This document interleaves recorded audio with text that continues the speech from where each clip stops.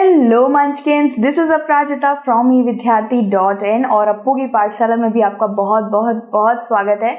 उम्मीद है सब बिल्कुल अच्छे हो, बिल्कुल ठीक और फिट हो। तो जैसा आप जानते हो गाइस कि हम लोग कर रहे थे आपका chapter number 8 a shirt in the market, आपकी सिविक्स की किताब से। गाइस इसके बहुत सारे टॉपिक्स हो गए हैं। If you haven't watch them go watch it. और इसके छोटे से छोटे टॉपिक अलग अलग से बने हुए हैं, सो आपको किसी भी तरीके की तकलीफ उठाने की जरूरत नहीं है। उस पर डायरेक्ट जाओ, छोटे से छोटे डाउट सारे के सारे क्लियर कर दिए हैं through help of the chart और ब्लैंक स्लाइड्स पे अलग से पढ़ाया है। अच्छी तरीके से आप डिटेल एक्सप्लेनेशन में सारे के सारे टॉपिक्स देख लेना।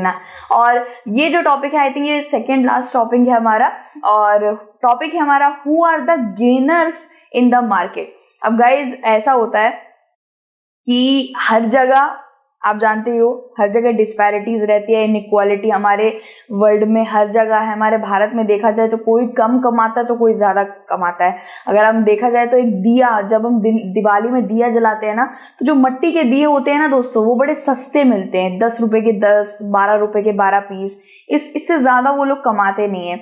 और जो थोड़ा सा पेंट कर दो, थोड़ा सुंदर बना दो, और वो किसी अच्छी शॉप में रखे हुए हैं तो वो 100 से 150 रुपए तक भी मतलब डिमांड करे तो हम लोग दे देते हैं। गाइज बात वही है कि मतलब जो एक चीज को सींचता है, मतलब किसी फ्रूट को सींचता है, कोई फ्रूट उगाता है, कोई वेजिटेबल उगाता है, कोई कपास उगाता है, तो उस इंसान को जिसने इतनी ज्यादा 3-3, 4-4 महीने मेहनत करी, उसे इतना पैसा नहीं मिलता है। लेकिन जिसने सिर्फ और सिर्फ एक बनी बनाई शर्ट, वो भी किसी और की तरफ से बनकर आ रही है, उसको बस हैंगर में लटकाया, अपना टैग लगाया और महंगे दाम में बेच दिया, और हम उसको तो भरपूर पैसा दे देते हैं। लेकिन जिसने टॉयल करा, the person who gave his everything, लेकिन उसको सर्वाइवल करने के लिए सिर्फ सर्वाइवल लायक ही पैसे मिलते हैं, इतने ज्यादा पैसे नहीं मिलते।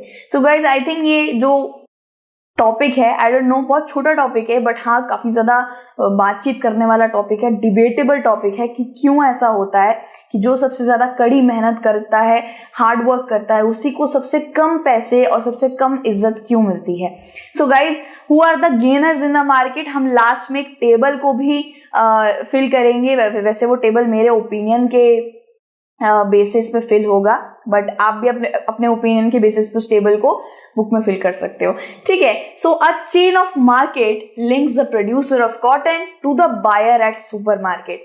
गाइस आपको याद है, हम जब ये चैप्टर शुरू कर रहे थे, इसके अंदर हमने शुरुआत में स्वप्ना जैसी एक कॉटन फार्मर के बारे में सबसे पहले पढ़ाई करी थी। कॉटन फार्मर थी वो एक कर्नूल आंध्र प्रदेश में, और वो ये बताती थी कि मैं 3 से 4 महीने इतना ज्यादा मेहनत करी कॉटन उगाने में। गाइस कॉटन जब उगाना होता है, जब वो डाले जाते हैं आपके सीड वगैरह डाले जाते हैं, तब वो गर्मियों में होता है, लाइक मई एंड जून के टाइम पे। लेकिन जब उसकी हार्वेस्टिंग होती है तब वो ठंडी में होती है, ठीक है।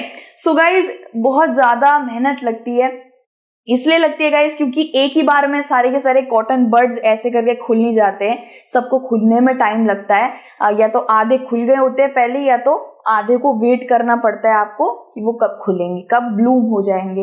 गाइस यब कॉटन से लेकर आप एक छोटी सी राई का दाना भी ले लो, सब में मेहनत लगती है। अगर खेती के बारे में बात कर रहे हैं हम, तो भाई मेहनत उसमें बहुत ज्यादा है। और खेत में आप जानते हो बहुत चीजें बर्बाद भी हो जाती है, शायद मौसम उस तरीके का ना आया हो, बाढ़ आ गई हो, बहुत सी चीजें होती हैं गाइस, ठीक है। हमने पढ़ा था कि किस तरीके से प्रोडक्शन होती है, किस तरीके से कॉटन, ये खिला हुआ कॉटन जाकर एक शर्ट बन जाता है। यहाँ पूरा एक चेन ऑफ क्लोथ मेकिंग भी हमने पढ़ा है, और चेन ऑफ किस तरीके से इसके अंदर कौन कौन इन्वॉल्व रहता है, हमने वो भी पढ़ा है इस पूरे चैप्टर के अंदर, ठीक है। Buying and selling makes place at every step, okay. हमने ये भी देखा कि किस तरीके से बाइंग सेलिंग, देखो अभी एक कॉटन था, ये सुंदर सा क्यूट सा कॉटन व्हाइट कलर का किस तरीके से इन रंग बिरंगी शर्ट्स में तब्दील हो जाता है, और फिर ये खेतों में नहीं, बड़ी बड़ी शोरूम्स में दिखता है। और बाइंग और सेलिंग हर एक स्टेप, हर एक प्रोसेस में इस चेन ऑफ मार्केट्स में चलता आ रहा था। कैसे गाइस, सबसे पहले एक विलेजर, जो वीवर्स नहीं होते, बुनकर जो होते, जो बुनाई करते हैं कपड़ों की, कॉटन कपड़ा बनाते हैं, मतलब इस तरीके से उसको सूट में नहीं तब्दील करते, टी शर्ट में नहीं बनाते, स्टिचिंग, बटन लगाना, थ्रेड कटिंग, वो ये सब नहीं करते। वो बस कॉटन का कपड़ा इस पर्टिकुलर कॉटन से वो एक सूती कपड़ा बना के तैयार कर देते हैं, जिसका कुछ शेप वगैरह नहीं होता, बस वो इंचेस में, सेंटीमीटर में बहुत लंबी होती है। फिर आप उसको कैसे भी कपड़ा कटवट करना चाहो आप कर सकते हो। आपने देखा ही होगा किस तरीके से हमारे पास एक फालतू का कपड़ा पड़ा रहता है और हम उसको कोई शेप वेप देके पिलो कवर बना देते हैं, ऐसे ही करके। तो कॉटन का जो ये सूती यान से कपड़ा बनता है, यान आप जानते हो, कॉटन से बना हुआ धागा, तो इस यान से ही विलेजर्स विलेज के अंदर जो वीवर्स रहते हैं वो इस कॉटन के कपड़े को बना देते थे और फिर मर्चेंट को दे देते थे। मर्चेंट भी मैंने आपको बताया था, एक व्यक्ति जो ट्रेड करता है बहुत से लोगों के बीच में, अपना कपड़ा दूसरों को बेचता है कि तुम टी शर्ट बनाना चाहते हो, टी शर्ट के लिए ले लो, कुर्तियां बनाना चाहते हो, कुर्तियों के लिए ले लो। तो वो दरअसल गारमेंट फैक्ट्रीज को दिया करता था। गारमेंट फैक्ट्री कौन होती है दोस्तों, वो भी मैंने आपको बताया था। गारमेंट फैक्ट्रीज होती हैं जो गारमेंट बनाती हैं, टी शर्ट, शर्ट, कुर्ते, सब कुछ बनाती है। उसमें थ्रेड कटिंग, बटन लगाती है, रंगाई करती है, उस पर टैग लगाती है। एक्चुअली टैग नहीं लगाती गाइस, टैग तो फॉरेन बायर्स नहीं होते, जो भी उसको लास्ट में जो टी शर्ट खरीद रहा होता है ना, उसको फिर वो अपनी टैग लगा देता है और अपना अमाउंट लगा देता है कि इतने में ये टी शर्ट बेचूंगा। सो गाइज देखा जाए तो आपको पता नहीं होगा, आई डोंट नो, बट मेरी बहन मर्चेंडाइजर थी। अभी वो नहीं है, अभी वो मल्टीनेशनल कॉर्पोरेशन में काम करती है किसी। वो मर्चेंडाइजर का उसको 6-7 साल का एक्सपीरियंस रहा है। मर्चेंडाइजर वो कपड़ों की, क्लोथ वगैरह का, सॉक्स वगैरह की फैक्ट्री में काम करती थी और इन सब का हिसाब वगैरह रखना, you know that merchandiser. And मेरे पापा थे क्या, अभी भी हैं, ग्राफिक डिजाइनर है। ग्राफिक डिजाइनर जानते हो गाइस क्या होता है, जो आप देखते नहीं हो एक कपड़े के ऊपर टैग लगे रहते हैं, हम लोग कुछ भी खरीदते हैं तो उसके ऊपर एक डिजाइन बना रहता है, मैगी के ऊपर एक डिजाइन बना रहता है, तो वो सब मेरे पापा बनाते हैं।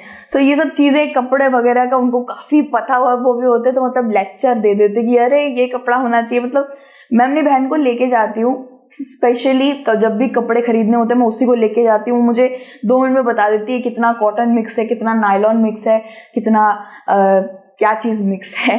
सो बाइंग और सेलिंग हर एक टाइम पे होती रहती है गाइस। कभी मर्चेंट अपना सूती कपड़ा किसी को सेल करता है, कभी वो आगे जाके किसी को सेल करता है, फिर हम जाके इन फॉरेन बायर्स से, और दिल्ली में जितने भी शोरूम है कपड़ों के, जितनी भी चीजें हैं, हम वहां जाके बाय करते हैं। सो बाइंग सेलिंग सब चलता रहता है, chain. Okay, so let us recall who were the people who were involved in this process of buying and selling. So यार एक बार फिर से रिकॉल करो अपने दिमाग में कि कौन कौन ये सब लोग थे जो बाइंग एंड सेलिंग वगैरह में बिल्कुल इन्वॉल्व थे। गाइस देखा जाए तो आपको रिकॉल करने की जरूरत नहीं है, सीधा पीछे जाके प्रीवियस वीडियोस देख लो, उसके अंदर मैंने सब अच्छे से समझा दिया, एकदम मामला सेट है, वहां जाके देख लेना बढ़िया से। और there were people who made profits in the market. Guys as I told you that सब लोग प्रॉफिट नहीं बना पाते हैं, लेकिन जो बड़ी बड़ी पार्टीज होती हैं, जैसे कि देखा जाए तो मेहनत इन्होंने करी, मेहनत इन फार्मर्स ने करी। ये कॉटन को निकाला, कॉटन को उगाया, फिर उससे हार्वेस्ट करा, फिर उसे प्लग करा, फिर उसे साफ करा, उसके बाद फिर एक और विलेजेस में, गांव के अंदर जो वीवर्स होते हैं, उन्होंने उसकी सूती जो यान होता है उससे सूती कपड़ा बनाया। सो मेन जो मेहनत थी वो वीवर्स की थी और इन कॉटन फार्मर्स की थी, ठीक है। साथ ही साथ और भी लोग हैं जिन्होंने काफी ज्यादा मेहनत करी। जो गारमेंट फैक्ट्री नहीं है जिसके अंदर टी शर्ट, जैसे सिलाई करना, रंगाई होना, ये सब जो बनता नहीं है गाइज, वो वहाँ फैक्ट्री में बहुत सारे वर्कर्स काम कर रहे होते हैं, छोटे छोटे वर्कर्स काम कर रहे होते हैं। वो लोग बड़े कम पैसों में 1,500 से 3,000 के अंदर प्रति मंथ बता रही हूँ गाइज, मैं एक दिन का नहीं, प्रति मंथ कोई थ्रेड कटिंग करता, तो कोई बटन लगाता टी शर्ट में, तो कोई जेबें बनाता, तो कोई कपड़ों का चेक, फैक्ट्रीज में तो बहुत सारे कपड़े बनते हैं ना गाइस, सो कपड़ों की चेकिंग करता कि डिफेक्ट तो नहीं है कहीं पे। सो ऐसे ही छोटे छोटे वर्कर्स बहुत मेहनत करते हैं, लेकिन उनको इतनी ज्यादा तनख्वाह नहीं मिलती। सो गाइज वही सब चीजें हम लोग लास्ट में टेबल फिल करते वक्त मैं आपको बताऊंगी। Despite there having toiled very hard, they earn very little. That's so true guys, कि जो सबसे ज्यादा मेहनत करता है तो या उसको काफी कम मिलता है। Like you can take an example of your mother. That mummy कितना काम करती है घर का, बट स्टिल कोई ना कोई ऐसे करके आर्ग्यूमेंट तो नहीं, सॉरी, स्टेटमेंट दे देता है दैट तुम तो घर पे ही थी, तुमने क्या किया। I sometimes use to like, मैं थोड़ा बहुत सुनने में मेरा बहुत बार आता है कि अरे तुम तो घर में थी, तुमने क्या। मेरा भाई कभी कभार मम्मी को बोल देता है अरे मम्मी तुम तो घर में थी यार, मैं अभी अभी आया हूँ, वो ऐसे करके थोड़ा बोल देता है। सो वही जो लोग करके दिखाएंगे ना, पूरे एक सुबह से लेकर रात तक जो मेहनत होती है ना, वो मम्मी करती है, पापा करते हैं, सब करते हैं, बट या they don't get what they really giving. Okay, so people who gained in the market and people who didn't gain in them as much as they do market में उनको नहीं मिला जितना उन्होंने काम करा। सो जिन्होंने गेन करा, यानी कि जिन्होंने बहुत ज्यादा मोटा मुनाफा कमाया है, मेरे ओपिनियन से मैं उनको यहाँ पे लिखूंगी, otherwise I don't know guys, आपका ओपिनियन आप भी दे सकते हो। ओके, सो यहाँ पे देखते हैं दोस्तों, people who gain in the market में सबसे पहला नाम आएगा मर्चेंट्स का। I think guys black colour का ज्यादा सही रहेगा, ये रेड में इट्स नॉट एप्लीकेबल, ब्लैक ही रखते हैं, ठीक है। सो मैं यहाँ पे सबसे पहले मर्चेंट लिखूंगी। ओके, तो यार मर्चेंट इसलिए लिख रही हूँ गाइज मैं, क्योंकि मर्चेंट जो होता है काफी ज्यादा पावरफुल होता है मार्केट के अंदर। पहली बात तो ये कि वो छोटे छोटे वीवर्स से, यानी कि जो बुनाई करते हैं, बुनाई करने वालों से बड़े सस्ते में कपड़े बनवा लेता है और उसे आगे जाके बड़े महंगे में बेचता है। और उसके बाद बहुत से ऐसे लोग हैं बाकी छोटे छोटे जो कपड़े का काम करते हैं, छोटे छोटे दुकानें खोल रखी हैं, वो भी उसी से कपड़ा लेने आते हैं। सो गाइज यप, वो कमाता है अच्छा खासा, ठीक है। दूसरे नंबर पे जो आएगा वो है गारमेंट फैक्ट्री ओनर। गाइज मैं गारमेंट फैक्ट्री ओनर की बात कर रही हूँ। गारमेंट फैक्ट्री में जो वर्कर्स काम करते हैं, दिहाड़ी मजदूर होते हैं जो, मैं उनकी बात नहीं कर रही हूँ। उनको तो 1500-3000 रुपए महीने का मिलता है, 30-31 दिन का मिला के मिलता है। सो वो तो नहीं आएंगे, वो तो नीचे वाले में आएंगे। इसके बाद जो तीसरा नंबर है वो है फॉरेन बायर्स का। फॉरेन बायर्स का वो इसलिए आता है क्योंकि गाइज फॉरेन बायर्स बड़े चंटू होते हैं। वो लोग बड़े अच्छे से, मतलब गारमेंट फैक्ट्री जो यहाँ पे टी शर्ट वगैरह बनती है ना, गारमेंट फैक्ट्री में जाके टी शर्ट जितना भी फॉरेन बायर, एक बिजनेस पर्सन ने यूएस और यूरोप से, हमने पढ़ा था ना, वहीं से ज्यादा फॉरेन बायर्स इंडिया से कपड़े मंगवाते हैं। सो अगर उन्होंने बोला है 40 टी शर्ट मेरी 4 दिन के अंदर डिलीवर हो जानी चाहिए, तो अगर गारमेंट फैक्ट्री वालों ने अगर बड़ी धीरे धीरे काम किया या फिर जल्दी में काम करके नहीं दिया या डिलीवरी में लेट कर दिया, तो गाइज वो लोग पैसे काट लेते। अगर उनको 20,000 देने थे इनको गारमेंट फैक्ट्री वालों को, तो वो 10,000 देंगे। तो फॉरेन बायर्स बड़े स्ट्रिक्ट होते हैं, टाइम के, क्वालिटी चेक करते हैं, हर चीज देखते हैं। सो फॉरेन बायर्स क्या करते हैं, वो एक कॉटन की टी शर्ट अगर 300 की होगी तो वो 1900, 1700, 5,000 में बेच देंगे। 5,000, सच में 5,000 में बेचते हैं गाइज।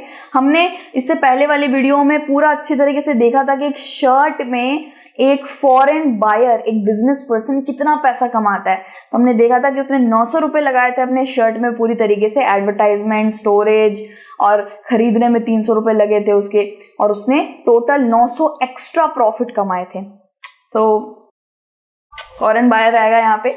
और पीपल जिनको बिल्कुल भी नहीं, मतलब बहुत कम मुनाफा होता है, बहुत ही ज्यादा, जितना वो मेहनत करते हैं उससे तो काफी कम।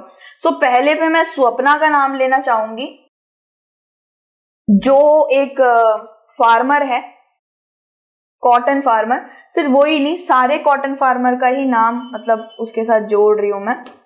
तो स्वप्ना जितना, मतलब शुरुआत में हमने गाइस पढ़ा था चैप्टर में, आप याद करिए, उसके अंदर हमने पढ़ा था कि किस तरीके से स्वप्ना ने 3 से 4 महीने इतना ज्यादा मेहनत करके कॉटन उगाया था, लेकिन लास्ट में जाके उसको सिर्फ और सिर्फ उस कॉटन बिक रहा था 1,800 रुपए का बिक रहा था, लेकिन उसने, लोकल ट्रेडर ने 1,500 में लिया था वो 2 क्विंटल, यानी कि उसको सिर्फ और सिर्फ 6,000 का मुनाफा हुआ था, लेकिन उसको सिर्फ 3,000 मिल पाया क्योंकि उसने एक लोन लिया था उस लोकल ट्रेडर से।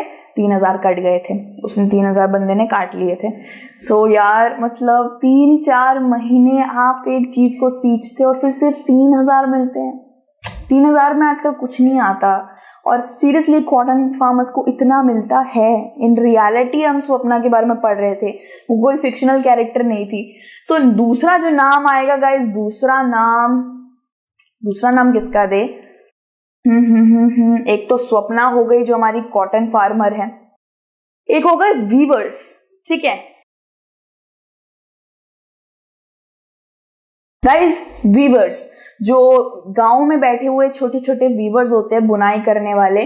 सो मर्चेंट क्या करता है, मर्चेंट उनसे बहुत सारे कपड़े बुनवा लेता है और उनको बदले में सिर्फ 2,500 रुपए देता है मंथली सैलरी उनकी।